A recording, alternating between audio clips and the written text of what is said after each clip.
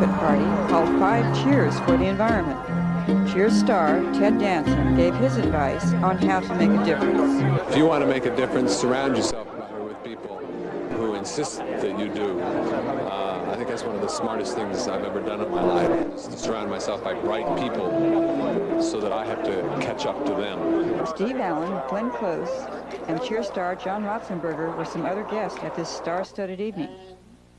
Dean Stockwell, Susan Anton, and Richard Mull presided over the ribbon-cutting ceremony. Cheers star Woody Harrelson shared how he recycles at home. Singer Olivia Newton-John was also happy to share how she recycles. The paparazzi were there to record this gala event. Richard Mull said, "Get mad about the ozone problem." Once inside, the crowds gawked at everything from battery-powered cars to an electric scooter.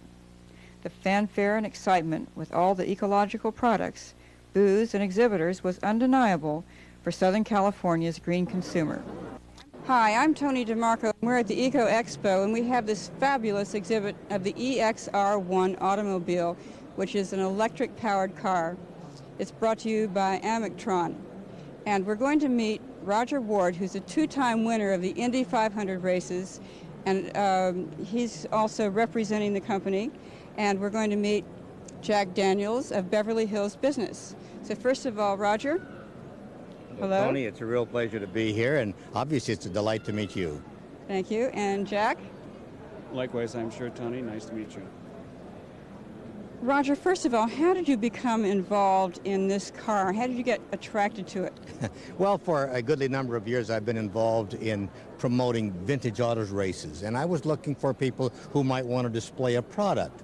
And I bumped into Mr. Ramirez and looked at his automobile, and I said, "Would you like to display that in my race at San Diego?" And he says, "Well, yeah." And I told him the price, and we agreed. And then I began to talk to him about the electric automobile, and I became fascinated with the fact that there is, in fact, a real electric car that'll do all the things that we'd all hoped about for years and years, and here it is. And Ed continued to talk to me, and finally I decided I just had to become involved, and it's been a real delight.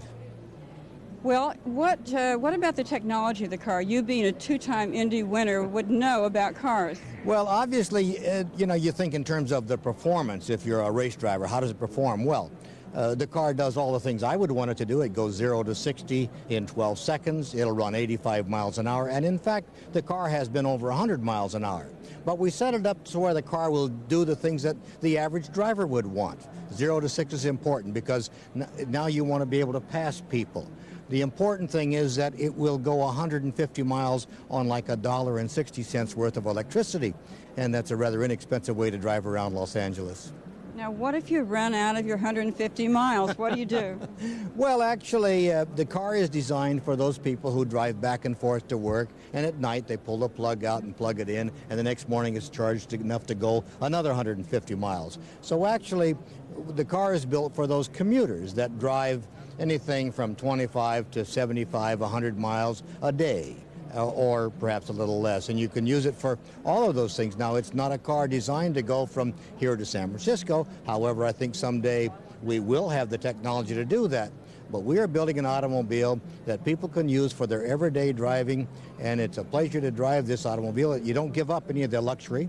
It has air conditioning, it has a heater, it has radio, it has a telephone, power steering, power brakes. So the car has everything that anybody would want, and still you're able to drive it for lots less money than it would cost to drive their gasoline car.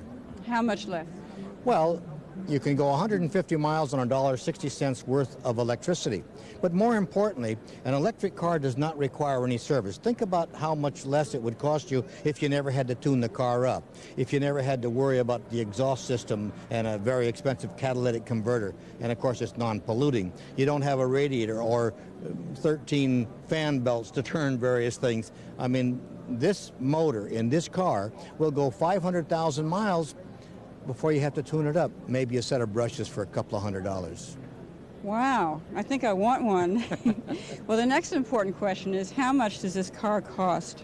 Well, when we get into production, which will be in the area of about 15 months, this car will sell for $12,000. That's all? That's all. And if you look at it, you'd think it was a $50,000 or $60,000 car.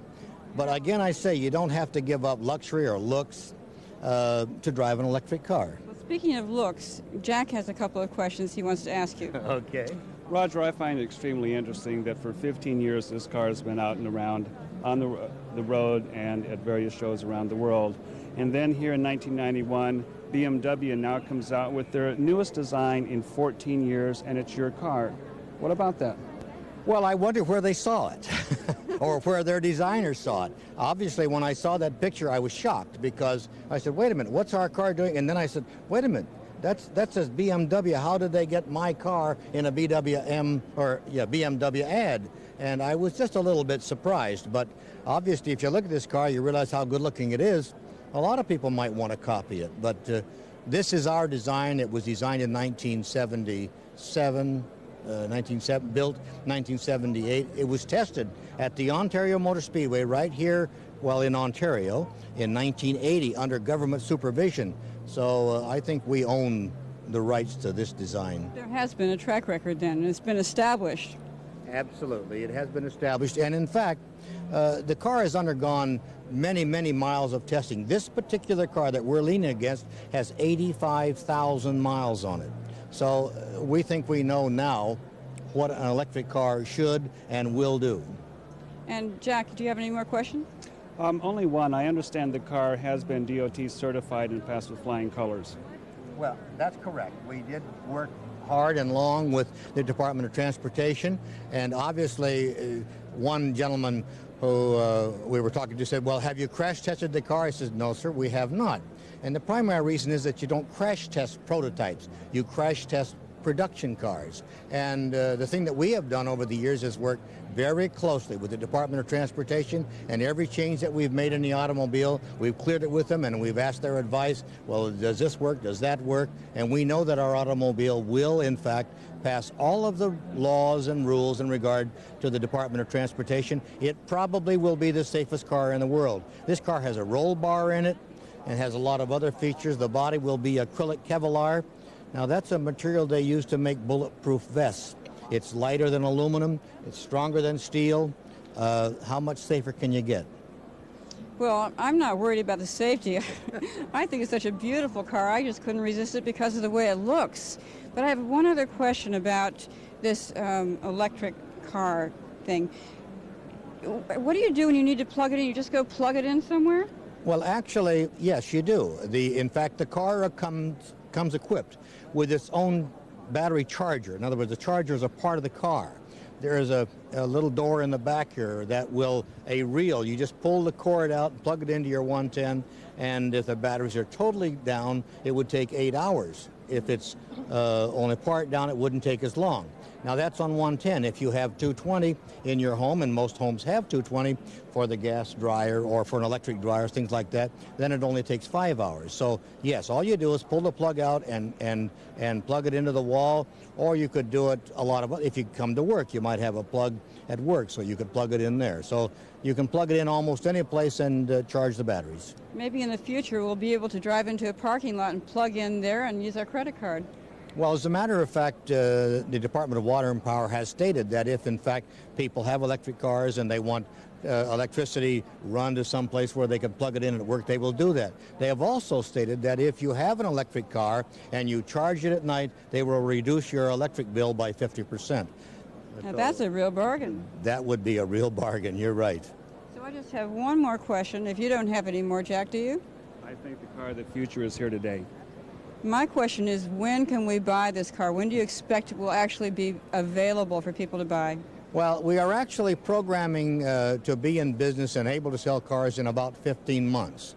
It takes almost a year to complete the factory, and we're on the verge of completing arrangements to start the factory, and within a year we'll be in production. The factory will need about 500 employees. It'll produce 10,000 cars a year, and should create some good jobs for a lot of people. I'll say. Is there any last-minute statement you'd like to make before we close? Well, I am convinced that we have the first really great electric car. I think we have the most advanced electric car in the world today. And I include the companies, even General Motors. They have a great little car, but ours has been around for some 15 years and performing as well as theirs does today. So I think we have the most advanced electric car in the world today. Thank you, Roger. Real pleasure. And thank you, Jack. Thank you.